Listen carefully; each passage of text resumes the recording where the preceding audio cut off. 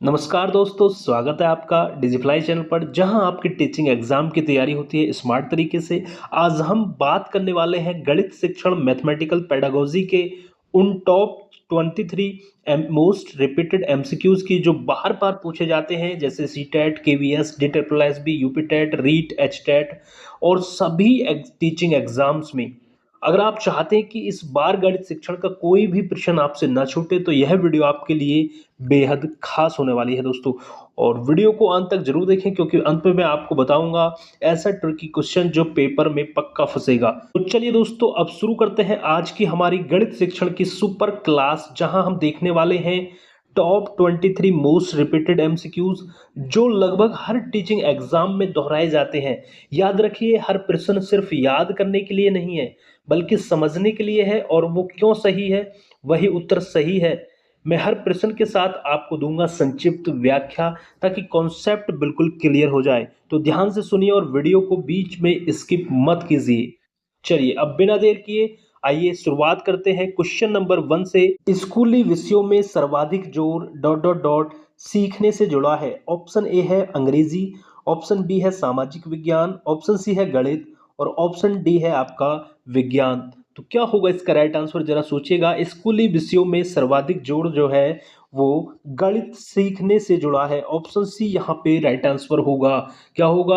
Option C, क्योंकि गणित जो होता है बच्चा, गणित से जो बच्चे में जो है तार्किक सोच, लॉजिकल थिंकिंग, अमूर्त चिंतन और समस्या समाधान, प्रॉब्लम सॉल्विंग जैसे कौशल जो है विकसित करने का ये गणित जो है वो प्राथमिक माध्यम होता है। ठीक है, इसलिए राइट आंसर होगा ऑप्शन सी गणित। ठीक है, चलिए आगे बढ़ते हैं अगले प्रश्न पर। अगला प्रश्न है कि डॉट डॉट डॉट ने विचारण की वृद्धि और गणितीय संकल्पनाओं के विकास के बीच एक निकट संबंध स्थापित किया। ऑप्शन ए अनुसंधान ने, ऑप्शन बी परीक्षण ने, ऑप्शन सी समीकरण ने, ऑप्शन डी प्रदर्शन ने। बताइए यहाँ पे क्या आएगा, जरा सोचिएगा क्या आएगा। तो यहाँ पे जो इसका राइट आंसर होगा वो होगा ऑप्शन ए अनुसंधान। क्या? कि अनुसंधान ने विचारण की वृद्धि और गणितीय संकल्पनाओं के विकास के बीच एक निकट संबंध स्थापित किया है। ठीक है, बात करें यहाँ पे अनुसंधान, जिसको अंग्रेजी में हम बोलते हैं रिसर्च। क्या है ये? वह व्यवस्थित प्रक्रिया है जिसके माध्यम से जो है थिंकिंग की वृद्धि, कॉग्निटिव डेवलपमेंट और गणितीय संकल्पनाओं, मैथमेटिकल कॉन्सेप्ट के विकास के बीच का कारण और प्रभाव या निकट जो है संबंध को वैज्ञानिक रूप से स्थापित किया जाता है। ये कहलाती है रिसर्च, अनुसंधान। चलिए बढ़ते हैं अगले प्रश्न की तरफ। प्रश्न नंबर 3 क्या है इसको देखते हैं, अच्छे से पढ़िएगा और आंसर करिएगा। प्रश्न नंबर 3 है कि संख्या संकल्पनाओं के प्रभावी अध्ययन हेतु बच्चों को कुछ प्रारंभिक संकल्पनाएं ग्रहण करने की आवश्यकता होती है। क्या कहलाती हैं? ऑप्शन ए संख्या संकल्पनाएं, ऑप्शन बी परिचलनात्मक संकल्पनाएं, ऑप्शन सी है मापन संकल्पनाएं, ऑप्शन डी है पूर्व संख्या संकल्पनाएं। तो वो क्या कहलाती हैं? इसका जो राइट आंसर होगा बताइएगा क्या होगा। तो इसका राइट आंसर होगा पूर्व संख्या संकल्पनाएं। ऑप्शन डी यहाँ पे राइट आंसर होगा। पूर्व संख्या संकल्पनाएं जो होती हैं वो क्या है, बच्चों के जो वो ग्रुपिंग करते हैं ना बच्चे, और क्लासिफिकेशन और मैचिंग करना, ये क्या है, पूर्व संख्या संकल्पनाएं कहलाती हैं। जब बच्चा पहेलियों द्वारा सीखता है, कहानियों द्वारा सीखता है, एक दूसरे को चीज़ों को मिलाकर मैच करके और वर्गीकरण करके अलग अलग करके, मतलब उनसे जो सीखता है वो कहलाती हैं आपकी पूर्व संख्या संकल्पनाएं। ठीक है, तो राइट आंसर होगा ऑप्शन डी। चलिए आगे बढ़ते हैं अगले प्रश्न की तरफ। दोस्तों वीडियो कैसी लग रही है, वीडियो को लाइक कर दीजिए यदि आपको वीडियो अब तक पसंद आ रही है दोस्त। चलिए अगला प्रश्न देखते हैं। प्रश्न नंबर 4 है कि डॉट डॉट डॉट गणित अध्ययन प्रक्रिया के आवश्यक भाग के रूप में स्वीकृत है। ऑप्शन ए त्रुटियां, ऑप्शन बी संख्याएं, ऑप्शन सी परिकलन या ऑप्शन डी परिकल्पनाएं। बहुत से बच्चे यहाँ पे इस प्रश्न को गलत उत्तर देंगे। यहाँ पे बताइए क्या आएगा कि गणित अध्ययन प्रक्रिया के आवश्यक भाग के रूप में क्या स्वीकृत है। यहाँ पे बहुत से बच्चे गलत हो जाते हैं, इसलिए ध्यान से इस प्रश्न को देखेगा। तो इसका जो राइट आंसर होगा वो होगा ऑप्शन ए त्रुटियां। ठीक है, बहुत से बच्चे संख्याएं लगाएंगे यहाँ पे कि संख्याएं गणित अध्ययन प्रक्रिया के आवश्यक भाग के रूप में स्वीकृत है, जो कि बिल्कुल ही गलत हो जाएगा। यहाँ पे जो राइट आंसर होगा ऑप्शन ए होगा त्रुटियां। क्योंकि आधुनिक शिक्षा शास्त्र जो पेडागोजी के अनुसार जो है सीखने की प्रक्रिया में जो एरर्स त्रुटियां जिनको बोलते हैं करना एक स्वाभाविक और आवश्यक भाग है, और इसको जो है नेगेटिव नहीं लेना चाहिए, शिक्षक को पॉजिटिव तरीके से लेना चाहिए, क्योंकि जब तक बच्चे त्रुटियां नहीं करेंगे कैसे पता चलेगा शिक्षक को कि कहाँ पे गलती है, क्या करना है।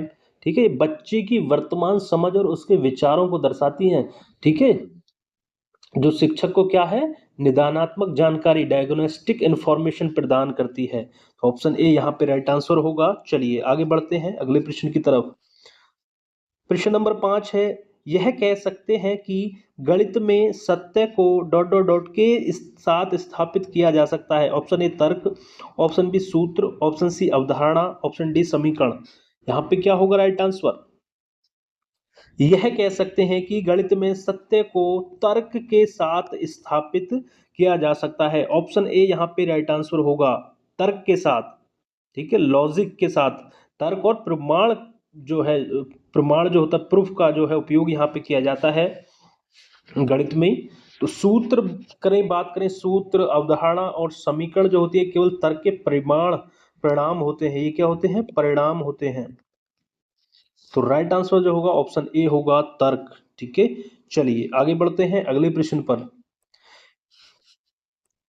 मैथमेटिकल डिस्कवरी पुस्तक के लेखक कौन है? देखिए प्रश्न बार बार पूछा जाता है परीक्षा में कि मैथमेटिकल डिस्कवरी पुस्तक के लेखक कौन है। Option A Alan Turing, option B George Polya, option C है G H Hardy, option D है डेविड हिल्बर्ट।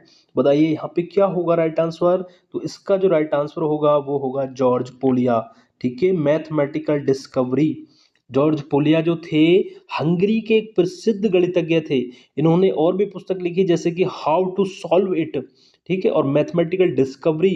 इनकी जो पुस्तक थी, इन्होंने क्या है, समस्या समाधान, प्रॉब्लम सॉल्विंग के जो है शिक्षण शास्त्र में महत्वपूर्ण योगदान दिया। तो यदि आपसे प्रश्न कभी एग्जाम में बनता है कि मैथमेटिकल डिस्कवरी के लेखक कौन है, जॉर्ज पोलिया, हंगरी के गणितज्ञ हैं। ठीक है, ऑप्शन बी यहाँ पर राइट आंसर होगा। चलिए आगे बढ़ते हैं। प्रश्न नंबर 7 को देखिएगा कि गणित का अध्ययन तार्किक और डॉट डॉट डॉट विचार योग्यताएं विकसित करने का एक माध्यम है। ऑप्शन ए गुणात्मक, ऑप्शन बी मात्रात्मक, ऑप्शन सी प्रेरक और ऑप्शन डी निगमनात्मक। यहाँ पे बताइए क्या होगा? गणित का जो अध्ययन है वो तार्किक, लॉजिकल और क्या होता है, निगमनात्मक।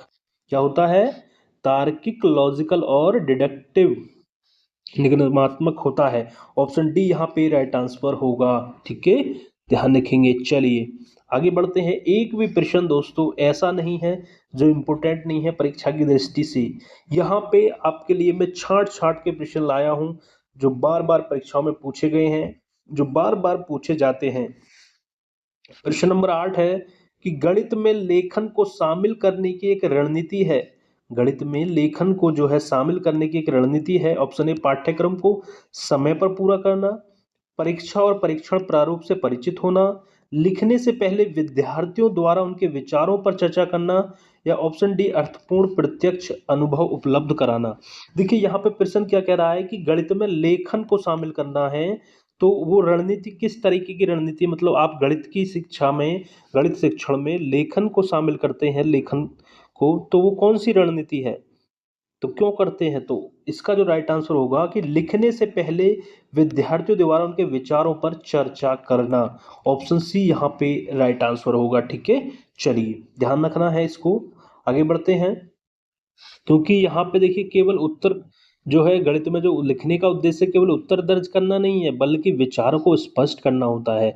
लिखने से पहले चर्चा कराना बच्चों को, उनके विचारों को व्यक्त व्यवस्थित करने और भाषा को ठीक करने और अपनी समझ को गहराई से जानने में मदद करता है। ठीक है, याद रखेंगे। चलिए आगे बढ़ते हैं। अगला प्रश्न है कि स्कूली अंतर के बीच शिशुओं के लिए स्कूली प्रभावशीलता का आकलन करने का सबसे आम तरीका कौन सा है? मैट्रिक्स, ग्रेड, दृष्टिकोण के मध्य है, सांख्यिक नियंत्रण, या इनमें से कोई नहीं। तो सबसे आम तरीका कौन सा है यदि आपसे एग्जाम में बनता है? तो वो होगा सांख्यिकीय नियंत्रण। ठीक है, ऑप्शन सी यहाँ पे राइट आंसर होगा, क्योंकि शैक्षणिक अनुसंधान में जब विभिन्न स्कूलों की प्रभावशीलता का आकलन किया जाता है ना, तो छात्रों की जो पृष्ठभूमि होती है, साइको इकोनॉमिक बैकग्राउंड जो होता है, और प्रारंभिक क्षमता जैसे कारकों के प्रभाव को दूर करने के लिए स्टैटिकल कंट्रोल सांख्यिक नियंत्रण तकनीकों का उपयोग किया जाता है। ऑप्शन सी यहाँ पे राइट आंसर होगा। चलिए आगे बढ़ते हैं। माप का पहला चरण क्या है? क्या है? माप का पहला चरण क्या है? मेजरमेंट, मापन। मापन का पहला चरण क्या है? ऑप्शन ए निर्णय लेना कि क्या मापना है, ऑप्शन बी परीक्षण का विकास, ऑप्शन सी परीक्षण का प्रबंधन, ऑप्शन डी कोई नहीं। तो बताइए मेजरमेंट, मापन का पहला चरण क्या है? यदि हम बात करें तो ये निर्णय लेना कि मापना क्या है, मापना क्या है, ये निर्णय लेना सबसे पहला चरण है। बाकी बाद में होता है, परीक्षण का विकास, प्रबंधन, ये सब बाद में होता है। तो इसलिए राइट आंसर होगा ऑप्शन ए। ठीक है, ऑप्शन ए राइट आंसर होगा। चलिए आगे बढ़ते हैं अगले प्रश्न पर कि गणितीय संकल्पनाओं में महारत हेतु लगाने वाला शिक्षक और बालक के लिए प्रमुख उपकरण क्या है? कौशल, प्रवृत्ति, भाषा या विश्लेषण? बताइए गणितीय संकल्पनाओं में महारत हेतु लगाने वाला शिक्षक और बालक के लिए प्रमुख उपकरण क्या है? तो वो है लैंग्वेज। क्या है? लैंग्वेज। ऑप्शन सी यहाँ पे राइट आंसर हो जाएगा। ठीक है, कि गणित की अपनी विशिष्ट भाषा होती है जिसमें प्रतीक, सिंबल्स, शब्दावली और संरचनाएं शामिल हैं। ठीक है, शिक्षक को जो है संकल्पनाएं समझने और बालक को उसे समझाने के लिए यह भाषा की सबसे प्रमुख उपकरण है। ऑप्शन सी यहाँ पर राइट आंसर होगा। चलिए फिर से प्रश्न है कि पुस्तक गणितीय खोज, देखिए हिंदी में पूछ लिया आपके, मैथमेटिकल डिस्कवरी जो थी, मैथमेटिकल डिस्कवरी गणितीय खोज का योगदान है George Polya, Rudolf Fueter, G H Hardy या पॉल एंड्रोस? बताइए क्या होगा इसका आंसर? आपको दोस्तों कमेंट करके बताना है, इसका आंसर आप कमेंट करके बताना है मुझे कमेंट बॉक्स में। ठीक है, इंतजार रहेगा। चलिए आगे बढ़ते हैं। एक अध्यापिका विद्यार्थियों को निम्नलिखित कथन बीजगणितीय अभिव्यक्ति में निम्न लिखने के लिए कहती है। एक अध्यापिका विद्यार्थी को निम्नलिखित कथन बीजगणित अभिव्यक्ति में लिखने के लिए कहती है। ऑप्शन ए है रेखीय व्यंजकों को समझ में कमी, ऑप्शन बी विद्यार्थियों द्वारा सुनने में लापरवाही। देखिए ये जो प्रश्न है, इस ये अपूर्ण प्रश्न एक तरीके से, क्योंकि यहाँ पे जो कुछ मिसप्रिंट हो गया है कि जो कथन दिया है उसमें क्या होता है, मैं आपको बता दूं यहाँ पे क्या है कि इसमें जो ना एक जो है एक शिक्षिका कहती है, शिक्षिका क्या कहती है कि ये कहती है कि एक के 3 गुने में से 4 घटाओ। ठीक है, तो बच्चा क्या क्या करता है उसमें, उस वो कर देता है 3a-4। शिक्षिका कहती है एक के 3 गुने में से 4 घटाओ। कहने का मतलब ये है कि बच्चा सही सुनता है, रेखीय व्यंजक की समझ भी है बच्चे को, विद्यार्थियों को सुनने में कोई लापरवाही नहीं है, बिल्कुल जो शिक्षिका बोलती है वही लिखते हैं। रेखीय व्यंजक को लिखने में अभ्यास की कमी नहीं है। शिक्षकों द्वारा प्रयुक्त भाषा, इसमें कमी होती है क्योंकि शिक्षक जो प्रयुक्त कर रहा है भाषा वो जो है गलत है, क्योंकि शिक्षिका समझती है कि बच्चा लिखेगा 3a-4। ठीक है, तो इसको थोड़ा सा मैनेज कर लीजिएगा। अपूर्ण यहाँ पे ये प्रश्न है। चलिए आगे बढ़ते हैं अगला प्रश्न, बालक की गणित में कमजोरी वाले क्षेत्र का पता लगाने वाली विधि कहलाती है। बालक की गणित में कमजोरी वाले क्षेत्र का पता लगाने वाली विधि क्या कौन सी कहलाती है? लिखित कार्य, मौखिक कार्य, उपचारात्मक कार्य, निदानात्मक कार्य? बताइए यहाँ पे क्या होगा राइट आंसर? भाई बालक को जो है गणित में कमजोर वाले क्षेत्र जो है बालक का, उसको पता लगाने वाली जो विधि है वो क्या कहलाती है? निदानात्मक कार्य। ठीक है, निदानात्मक कार्य।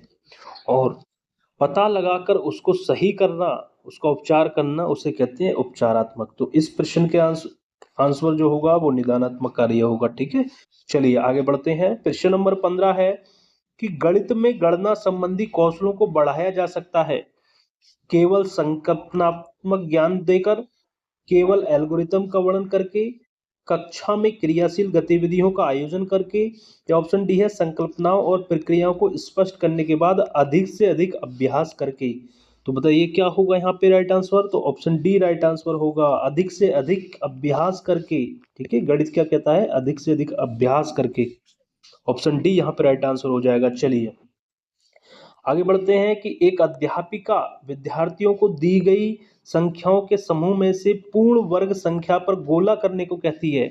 ठीक है, मतलब कोई समूह है संख्याओं का, मान लीजिए जैसे 2, 3 और जी आपका 4, 5, 6, 7, 8, 9 इस तरीके से एक संख्याओं का समूह है और वो कहती है जो पूर्ण वर्ग है उन पर गोला करने को कहती है, जैसे कि ये है और ये है, ठीक है। तो इन पर गोला करने को कहती है, तो वो क्या कर रही है, ज्ञानात्मक, अनुप्रयोगात्मक, कौशलात्मक, अवबोधात्मक।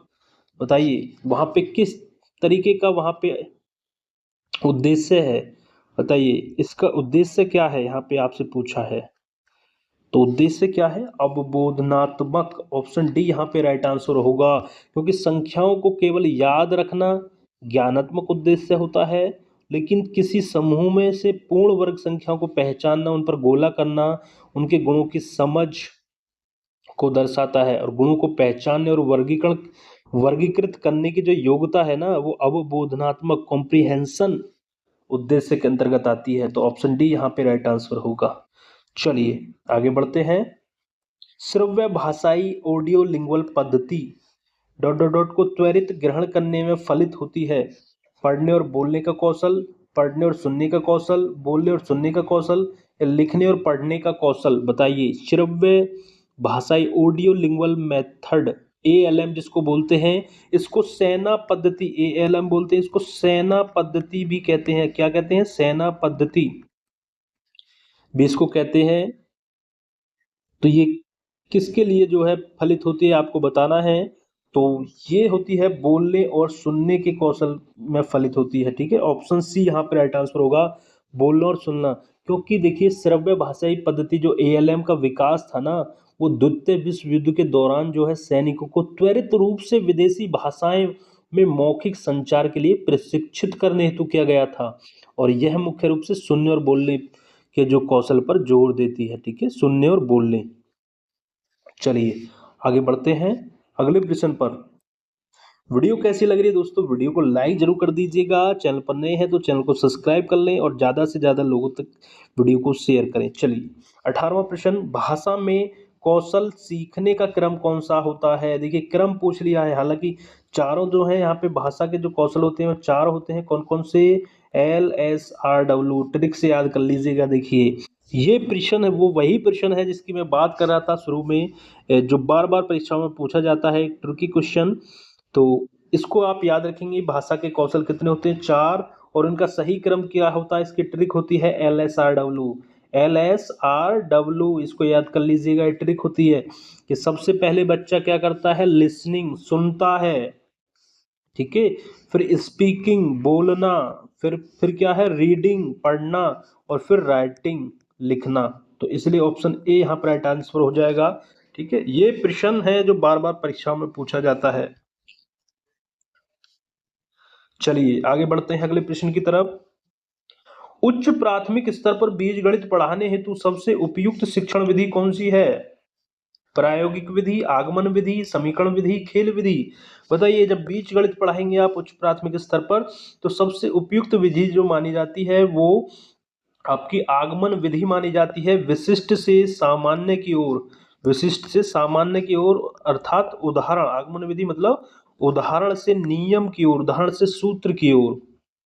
पहले उदाहरण समझाए जाते हैं, उसके बाद सूत्र वगैरह, नियम वगैरह यहाँ पे कराए जाते हैं। तो याद रखेंगे आगमन विधि।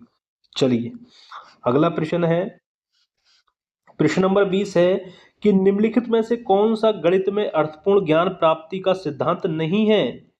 नहीं है पूछा है। ऑप्शन ए उपयोगिता का सिद्धांत, ये तो है। अभ्यास का सिद्धांत, ये भी है, अभ्यास करना चाहिए। मानसिक शक्तियों का समुचित प्रयोग का सिद्धांत, ये भी है। रटने का सिद्धांत नहीं है, गणित में रटना नहीं चलता, और इसलिए जो राइट आंसर हो जाएगा वो ऑप्शन बी हो जाएगा, क्योंकि नहीं है पूछा है, ऑप्शन बी यहाँ पर राइट आंसर हो जाएगा, ठीक है। चलिए आगे बढ़ते हैं अगले प्रश्न पर कि यदि छात्रों में ज्यामितीय आकृतियों का अवबोधन हो जाता है, तो ऑप्शन ए आकृतियों का वर्गीकरण करने का, वैसी ही आकृतियों को खींचने का, गणितीय परिषद परिषद पट पर ज्यामितीय आकृतियों का प्रदर्शन करने का, ज्यामितीय आकृतियों का प्रत्यास्मरण करने का। जब छात्रों में ज्यामितीय आकृतियों का अवबोधन, कॉम्प्रिहेंशन, हमने अभी बात की थी पिछले प्रश्न में, हो जाता है, मतलब वो वर्गीकरण कर सकता है आसानी से, आकृतियों का वर्गीकरण करने का, ठीक है। ऑप्शन ए यहाँ पे राइट आंसर हो जाएगा, ठीक है। चलिए आगे बढ़ते हैं। प्रश्न नंबर 22 है कि गणना का दूसरा चरण एक समूह में वस्तुओं की संख्या को जानना तत्काल गणना, क्रमवाचक, तुलना या विश्लेषण। तो बताइए, गणना का दूसरा चरण एक समूह में वस्तुओं की संख्या को जानना।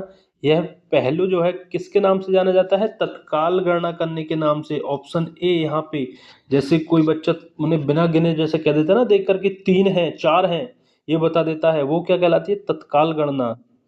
ये क्या होती है? वस्तुओं की संख्या को जानने की शुरुआती चरणों में से एक महत्वपूर्ण कदम होता है तत्काल गणना करना। मान लीजिए कोई वस्तु पड़ी है आपके सामने, ठीक है, और बच्चा देखिए जैसे ये है, ठीक है, ये वस्तु है, और बच्चा एक संग उसे देख के कह दे ये 5 हैं, ठीक है, ऐसे नहीं गिने कि 1 2 3 4 5, ऐसे ना गिन के सीधे कह दे 5 हैं, तो उसको कहते हैं तत्काल गणना। ठीक है, गणना का दूसरा चरण जो है ये है कहलाता है। ऑप्शन ए यहाँ पे राइट आंसर होगा। चलिए, गणितीय शिक्षण में मुख्य शब्दार्थ के, देखिए वो दूसरा चरण कहलाता है, याद रखना। गणितीय शिक्षण में मुख्य शब्दार्थ के निरंतर अनुस्मरण उपलब्ध कराने के लिए जो है वाक्यों को दर्शाना क्या कहलाता है? भाई, गणितीय शिक्षण में मुख्य शब्दार्थ के निरंतर अनुस्मरण उपलब्ध कराने के लिए पूरे विद्यालय वर्ष के दौरान कक्षा वाक्यांशों को दर्शाना क्या कहलाता है? नामपत्र, शब्द दीवार, रचना या आरेखन। बताइए क्या कहलाता है? तो उसको कहते हैं दोस्तों वर्ड वर्ड वॉल, शब्द दीवार। ठीक है, कोई चीज है जिसमें जो है सूत्र, शब्दावली, वाक्यांश को जो है कक्षा की दीवारों पर आपने देखा होगा लिखे रहते हैं, ताकि छात्र उन्हें लगातार देख सके और याद रख सके। इससे क्या होता है? निरंतर अनुस्मरण होता है। निरंतर अनुस्मरण होता है, आपने देखा होगा ना। अब विद्यालय की दीवारों पर जो है लिखे होते हैं बड़े बड़े अक्षरों में, वो क्यों लिखे जाते हैं? ताकि बच्चा उन्हें रोज पढ़े, याद हो जाए, उन्हें निरंतर उसका जो है वो अभ्यास कर सके। तो मुख्य सूत्र वगैरह होते हैं, मुख्य लाइनें होती हैं, ठीक है, उसको शब्द दीवार कहा जाता है। तो ये थे दोस्तों टॉप 23 मोस्ट रिपीटेड एमसीक्यूज गणित शिक्षण से। कैसी लगी आपको वीडियो? एक बार लाइक करके कमेंट करके जरूर बताइएगा, ज़्यादा से ज़्यादा लोगों तक शेयर कीजिएगा, और चैनल पर नए हैं प्लीज़ चैनल को सब्सक्राइब जरूर कर लीजिए। टीचिंग एग्जाम्स की यदि आप तैयारी कर रहे हैं तो चैनल के साथ जुड़ जाएं। मिलते हैं बहुत जल्द ऐसी नई वीडियो के साथ, तब तक के लिए दोस्तों जय हिंद जय भारत दोस्तों।